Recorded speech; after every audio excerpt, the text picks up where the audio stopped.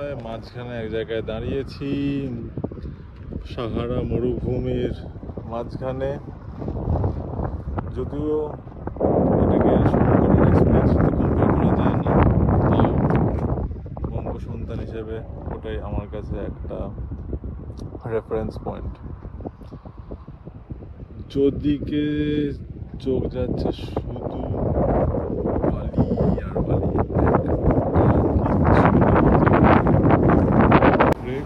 দোকানের নাম শরাব coffee shop. এটা ইন জেনারেল তেমন কোনো লোক নেই, আমরাই কিছু জন আছি আর একটা বাস। আমরা পৌঁছে গেছি আবু সিম্বল। আমরা গ্রেট টেম্পল, স্মল টেম্পল, যেটা টেম্পল অফ রামেসেস ওর ওয়াইফ নেফারতারির দেখতে যাচ্ছি। এখন আমরা লেক নাসেরের উপরে। এটা basically second cataract of the river Nile.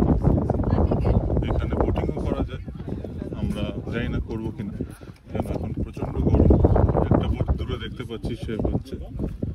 আমরা আস্তে আস্তে এগিয়ে যাচ্ছি গ্রেট টেম্পলের দিকে। এখন অতটা ভিড় নেই, কেন আমরা ওরকমভাবে প্ল্যান করেছিলাম যে আমরা সকাল 8টায় শুরু করব, এখানে 11:30 পৌনে 12 নাগাদ পৌঁছে যাব।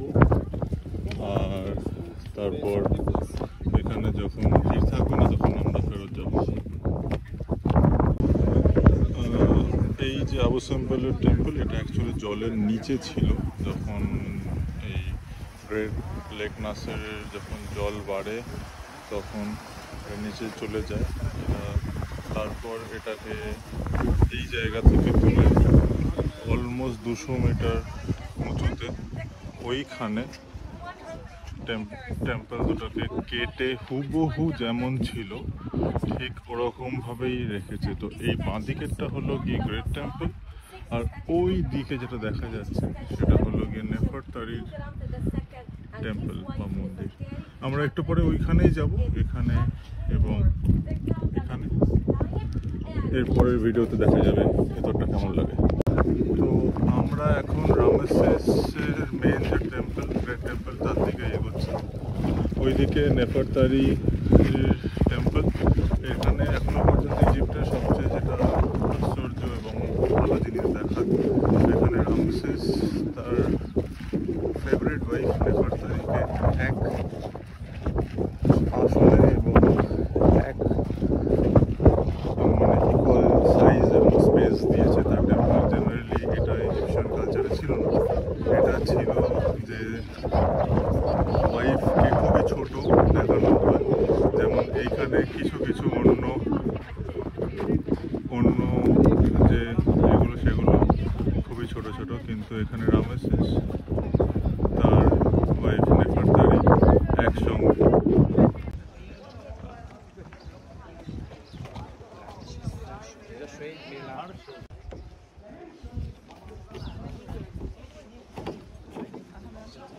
এইগুলো জলের নিচ থেকে কেটে ওপরে তোলা। যদি ভালো করে ক্লোজলি দেখেন, যেখানে যেখানে কাটা সেখানে সেখানে এরকম দাগ আছে, খুব সূক্ষ্ম দাগ, সব জায়গাতেই আছে। এরপরে আমরা ভেতরে ঢুকব। এই হলো ভেতরে রামেসেস II এর মন্দির, দ্য গ্রেট মন্দির। এখানে রামেসেস সবকটা রামেসেসের একটা করে এটা জলের নিচে যাওয়া সত্ত্বেও এখনো পর্যন্ত এর ভেতরে কালারগুলো অটুট রয়েছে। এটা ব্যাটল অফ হাদিস, রামেসেস II এর বিখ্যাত একটা ইনস্ক্রিপশন। ওপরে আরও ভেরি ইম্পর্টেন্ট ইনস্ক্রিপশনস আছে, হাতুর, রামেসেস, আমন রা, এদের সবার নিয়ে। এখানে অনেক ব্যাটলের আরও রামেসেস যেগুলো জিতেছিল, কিন্তু অনেক কিছু বলে যে এই ব্যাটলের ছবিগুলো নাকি প্রোপাগান্ডা টাইপের। রামেসেস আদৌ জেতেনি, কিন্তু লোককে দেখানোর জন্য এরকমভাবে ইনস্ক্রিপশন করে রেখেছে। হয়তো এরকমভাবে আমাদের মডার্ন হিস্ট্রি ওরকমভাবে লেখা হচ্ছে। এই ইনস্ক্রিপশনে রামেসিস যাদেরকে ব্যাটলে এই ইনস্ক্রিপশনে এখানে রামসেস যেখানে যাদেরকে ধরেছিল তাদেরকে বিহেড করে হরুসকে অফারিং করছে, হরুস এখানে রামসেসকে ব্লেসিংস জানাচ্ছে। এরকমভাবে প্রচুর, এটা হয়তো আর একটা ব্যাটেলের ইনস্ক্রিপশন যেগুলো রামসেস লড়েছিল, এরকম প্রচুর আছে এই মন্দিরের ভেতরে। আমরা আস্তে আস্তে দেখব। এখানে যেমন রামসেস অফারিং জানাচ্ছে তার তিনটে ভগবানকে, প্রথমেরটা আমুন, তারপরেরটা হরুস, আর এটা মনে হয় টা। তো এখানে দেখা যাচ্ছে রামসেস যুদ্ধ লড়তে যাচ্ছে। আমরা এখন ইনার স্যাংচুরি, যেটা ইনার মন্দির বা আমরা বাংলায় যেটা বলি মূল প্রেক্ষাগৃহ ঠাকুরের। তো এখানে যেমন একদম বাঁদিকে হলো গিয়ে যেটা আছে সেটা হলো গিয়ে টা, তারপর আমুন, তারপর রামাসু যে কিং, আর তার একদম এদিকে লাগে।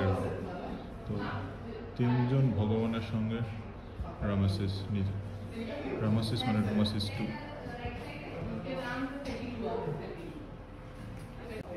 প্রতিটা ইনস্ক্রিপশনে এখানে রামেসিস বিভিন্ন গড, এখানে যেমন আমুনকে অফারিং জানাচ্ছে।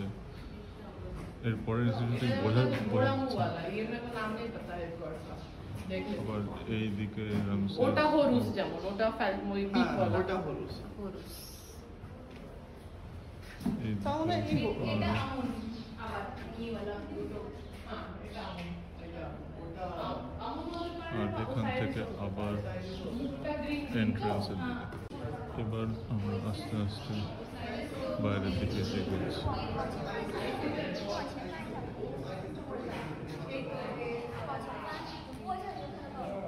এখানে রামসেসের স্ট্যাচু, বিভিন্ন ধরনের স্ট্যাচু।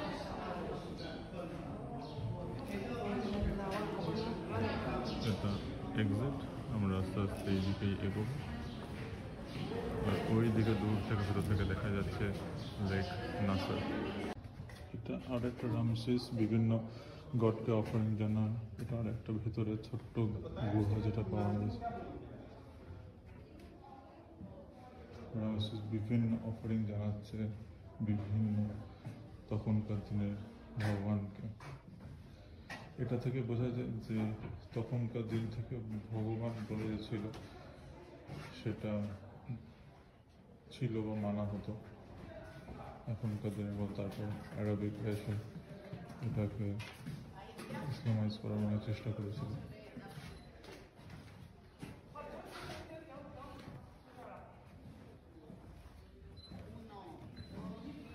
বাট এই যে আমরা পরের দিকে এসেছি তাই এগুলো খুব ভালোভাবে দেখা যাচ্ছে, না হলে এখানে প্রচুর লোক থাকতো আমরা চাইতাম।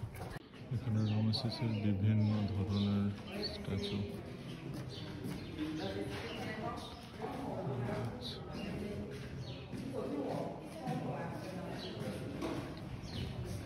এটা মন্দিরের গেটের বাইরের দিকটা, আমরা এবার বেরোচ্ছি। এদিকে লেক নাসের দেখা যাচ্ছে। আজকে টেম্পারেচার বেশ অ্যারাউন্ড 35 ডিগ্রির কাছাকাছি, কিন্তু বেশ ফুরফুরে একটা হাওয়া দিচ্ছে বলে অতটা গরম লাগছে না। আবার বাইরে রামেসিস এবং তার বউ নেফারতারির স্ট্যাচু। আমরা এবার ওই দিকে যে আছে নেফারতারি আর হরুসের যে মন্দির তার দিকে যাব। এই যে রামেসিসের যে গ্রেট টেম্পল, তার সামনে থেকে আমরা এই পথ ধরে আস্তে আস্তে এগিয়ে যাব নেফারতারি এবং হরুস। নেফারতারি ছিল রামেসিসের সবচেয়ে প্রিয় রানী অনেক রানীদের মধ্যে, তাই তার জন্য সে এরকম মন্দির বানিয়ে রেখেছে তখনকার দিনের ভগবান হরুসের সঙ্গে। এই টোটাল জিনিসটা কিন্তু আসলে এই লেকের ভেতরে ছিল। এই লেকের থেকে পরে এক্সকাভেট করে নিচ থেকে 200 মিটার ওপরে তুলেছে, তুলে এখানে হুবহু যেমন ছিল আগে ঠিক তেমনভাবে। এই কাজটা শুরু হয় 1840 থেকে 60-এর মাঝামাঝি। তারপর এটাকে করে বিভিন্ন আর্কিওলজিস্ট, এক্সকাভেটর সবাই মিলে কাজ করে এখানে এটা করে। এরপরে যাব ভেতরে, তখন ভেতর থেকে আবার দেখা যাবে। আমরা এখন নেফারতারি আর হরুসের মন্দিরের সামনে। এরপর এখানে ঢুকবো কিছুক্ষণ পরে, তারপর দেখা যাবে। আমরা এই মন্দিরের ভেতরে ঢুকছি। এখানেও বিভিন্ন ধরনের ইনস্ক্রিপশনস দেখা যাচ্ছে।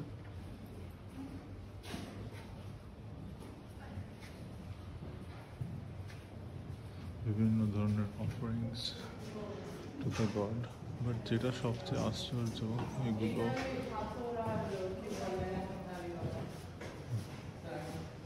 জলের নিচে থাকা সত্ত্বেও এটা খুব ইনট্যাক্ট। তার কারণ হলো কি, এটা সম্পূর্ণটাই পাথর কেটে বানানো।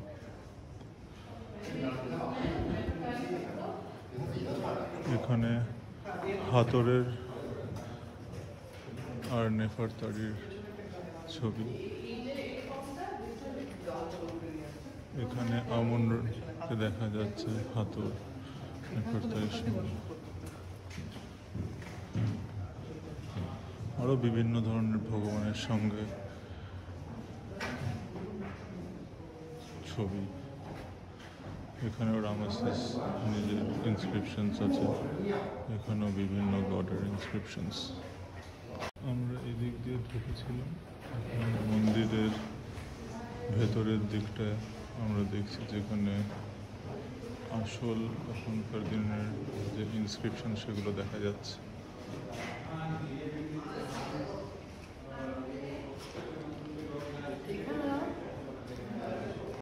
এইটা হলো গিয়ে মেন